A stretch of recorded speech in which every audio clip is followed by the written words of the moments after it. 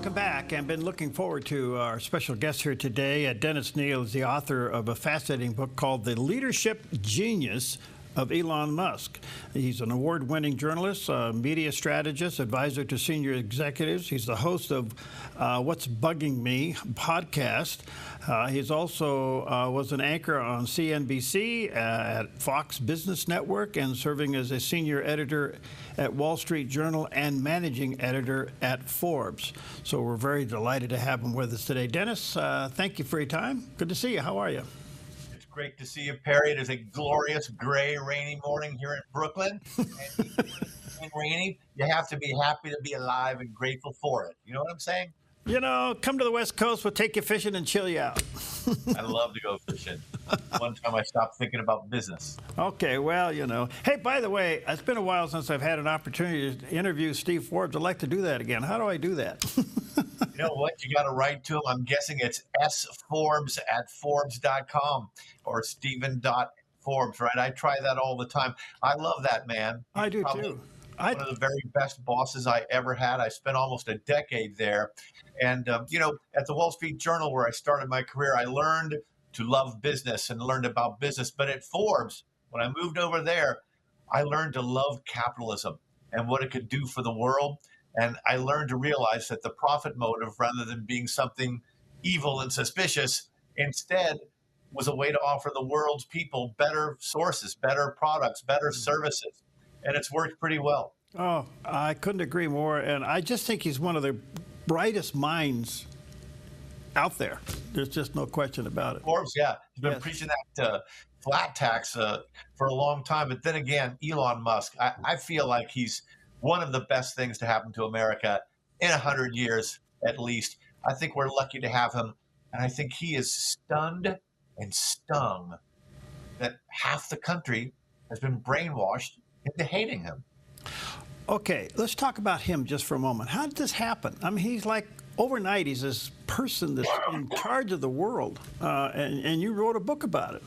And they, you know, and when I wrote this book, when I undertook it more than a year ago, he was this darling of everyone for saving the world. And then along the way to doing the book, Perry, it turns out half the world turns against him. And I'm wondering that if I had titled this book, The Leadership Failures of Elon Musk, would it be selling twice as well?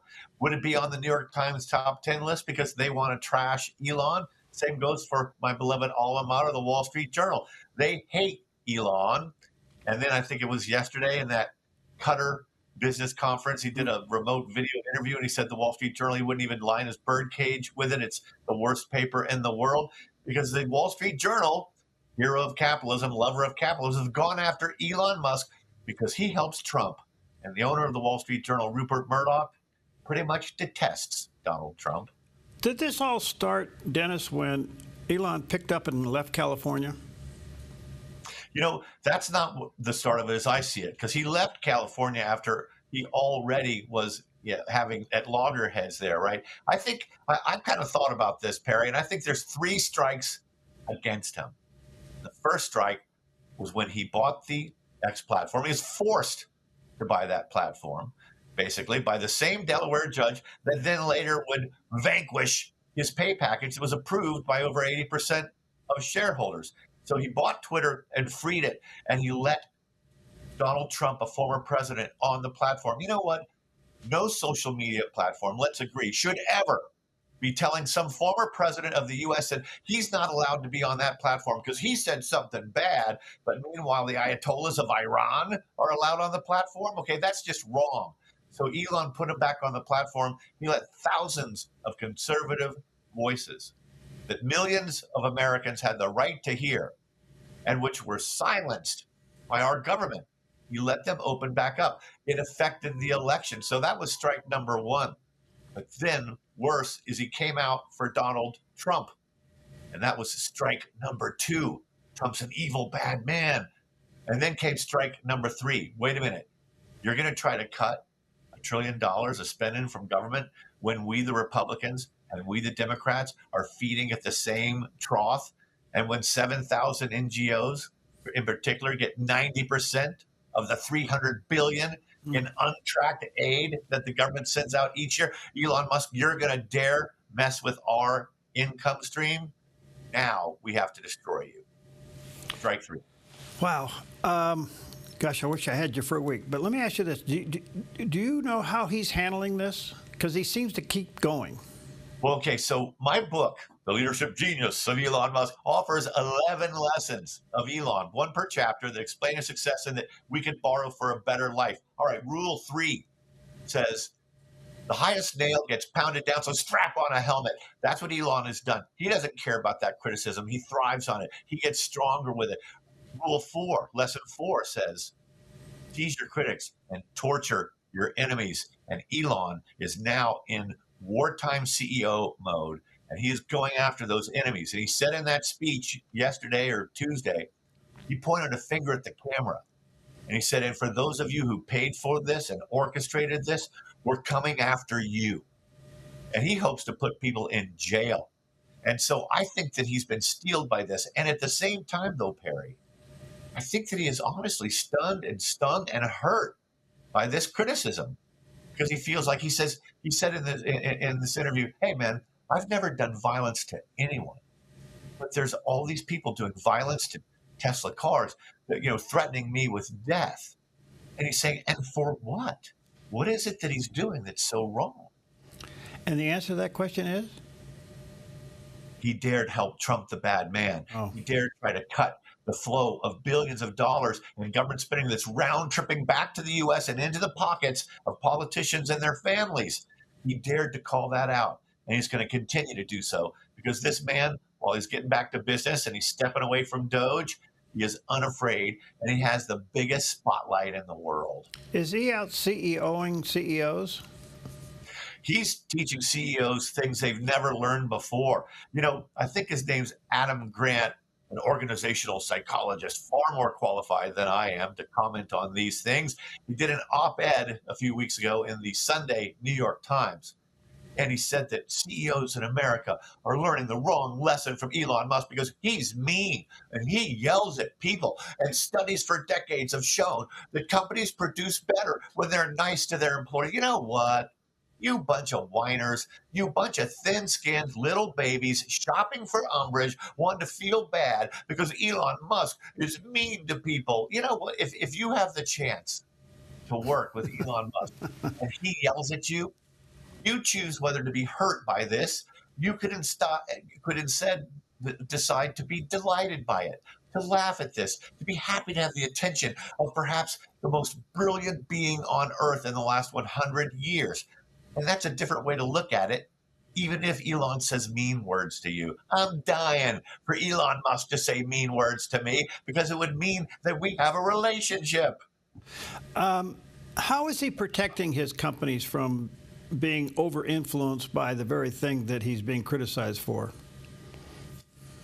So one thing is he's going back to those companies and he's getting back to business, and that's a help, because to have that leader, back there makes everyone kind of stand at attention and work harder. Another thing he has done, frankly, is he's ditching Delaware. He's moved all 4 of his major companies out of Delaware and reincorporated in Texas and Nevada, after Delaware keeps messing with him and keeps offending him and doing things that are just terrible for the state.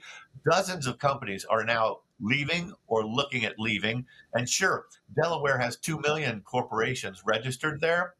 But, if 1,000 or so of the leading companies start leaving, that crushes your reputation going in the future. And they better do something about this and rein in a Delaware judge, Kathleen St. Jude something. Okay, this judge, Delaware Chancery Court, forced him to buy Twitter when he tried to back out of the deal. Mm-hmm. Vanquished a shareholder-approved pay package because it was an unfathomable sum, $56 billion. And then the shareholders, knowing it would cost billions of dollars, went ahead, revoted again, and approved it again. And she derailed that package. And every other CEO of every other Fortune 500 company ought to be looking at that and saying, why the heck do I want my company there? Does he go out of his way to protect his companies from DEI? Does he go out of his way? I guess the most honest answer, Perry, is I don't know, but I'm a journalist long time, so let me go ahead and give some type of answer instead. Here's SpaceX, one of his companies. It was sued by the government, by a branch within the Justice Department that appoints its own judge and jury over failure to hire asylum seekers. Now, no business in the US should want to hire an asylum seeker who might get thrown out. It's a bad investment, right? But we're going to sue him for that. And it's based on, now SpaceX got, I think it was a million job applications in a matter of a couple of years, right? One guy, a Canadian and French citizen, complained about, hey, they asked me about my citizenship for a job that SpaceX never filled, for a job that they actually did interview him, and then emails showed they didn't like his answers. They lacked creativity on some stuff. He sues, and then the government under Biden goes after SpaceX, demands millions of pages and documents and requests, and all over this one complaint of a guy who was never even employed there. And that's DEI, baby. That's government out of control. And he's fighting it like hell, and he's exposing it in the courts. This guy has money to stand up to all the very same forces that have been bludgeoning the heck out of lesser lights. Well, you stop and think about it, Dennis. He changed the social media world platform. He changed the auto industry. He changed the space industry. And then he took his entrepreneur spirit into the government, and he found fat in fraud. I mean, what's next for him? You know what? Here's one big thing that people don't realize that I think I'm one of the first ones seeing. There's a synergy among all of these disparate businesses. They look like they're not related, and yet they are. And may I explain? Please. Have the X platform. It gets 6,000 posts every single second of the day, which is why the thought that entire news stories, by the way, have been done on, oh my gosh, the number of anti-Semitic comments over the last 4 weeks went up to 12,000. There's 6,000 posts a second. What are you worrying about? Okay, there's one. Now understand that AI, because he's got X.AI that he invented, learns from reading stuff. Wall Street Journal, for $250 million, just sold access to its stuff to OpenAI. Well, XAI is able to read on the X platform, which it bought from investors recently. Then you've got Optimus robots that are inside the Tesla car company. Well, they ingest through vision and learn thousands of things. They can learn from X.AI. Then you've got the Neuralink brain chip. I recently read a tweet from an account with only 2,600 followers. It's a Lou Gehrig's disease patient, and he says, hello, everyone. I've lost my ability to type and my ability to speak because of my disease, ALS. I'm talking to you now on this tweet, he's typing, because I'm controlling the screen with my Neuralink brain chip. I'm the third human being on Earth to get this chip. Well, incredible. One day, a Neuralink brain chip will be able to operate an arm from an Olympus robot inside Tesla, take it off, attach it to an amputee, give him a brain chip, and he'll be able to operate that arm.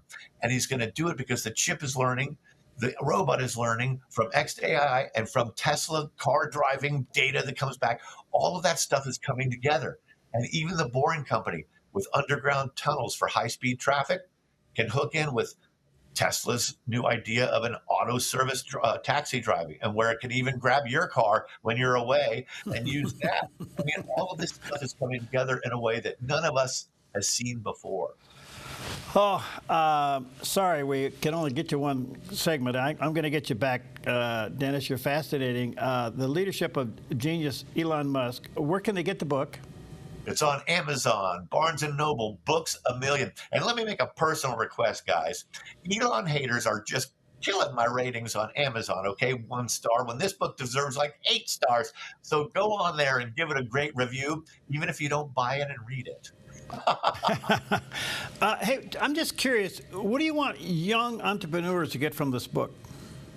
You know what? Too many young people today are lost, and they shop for umbrage. They're looking for stuff to be upset about because they lack meaning in their lives. They're taking too little risk because they fear failure. Learn that Elon embraces failure, celebrates it. It's a necessary step on the way to doing great things. If you aren't failing, you aren't learning, and you aren't taking big enough risk. So always bet on yourself and double down. Also, lesson 5, most people are loafers. Work harder than you ever have before. Okay. And understand that it's better to launch and burn than to fail to launch at all. And understand that dream huge and be willing to spend years and years pursuing it, because Elon's dreams are even bigger than we know. He doesn't just want to go to Mars. After Mars, he wants to get to a moon of Jupiter, because what if Mars blows up? And from there, maybe out into the asteroid belt. This guy's dreams always go farther than we realize. The brain chip I just told you about, I thought it was going to serve amputees and quadriplegics and paraplegics. No, one day, only 10 or 20 years from now, he says that thousands or millions of us, of able-bodied people, will walk around with a brain chip in your head so that you can communicate faster with AI. Do you put jalapeno on your cereal in the morning? You know what? This energy comes mainly from me and caffeine. But I'd love to come on again, man. You said I'm fascinating, and I'm desperate for the approval of strangers. Okay, we'll get you back. Thank you, Dennis, for your time. Check out the book online, Amazon, Leadership Genius of Elon Musk. There's a picture of the cover of the book. Thank you, Dennis. We'll get you back. Thank you, pal. Have a glorious day, sir. Okay.